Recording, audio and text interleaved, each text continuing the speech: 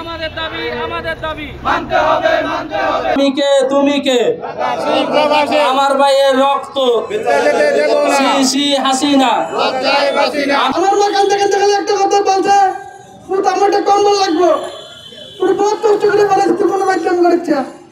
তারপরে আমি দেশে চিন্তা করেছি, আমি নিজে চিন্তা করি নাই। আমি এখন নিঃস্ব, আমি আগে 5 টাকা গেট থেকে পাই না, একটা বান খামে টাকা নাই। আর এখান থেকে 2000 টাকা হাত করে আজকে টাকাইছি। শেখ হাসিনা উনি ডাইরেক্ট বলছে যে যাদেরকে সাজা দিয়ে দাও তারা কোনো আমার বাঙালি না, তারা রোহিঙ্গা বলছে।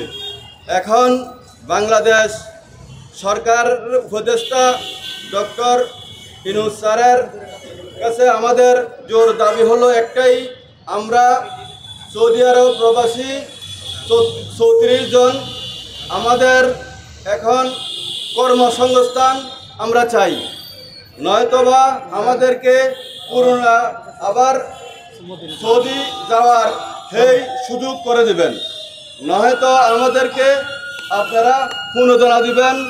আমরা সবাই গরিব মানুষ, আমরা অনেকের 2-3 লাখ করে দেনা খরচ করছে, কেউ ব্যাংক ঋণ, কেউ আপনার জমি জমা বন্ধক দিয়ে টাকা নিছে।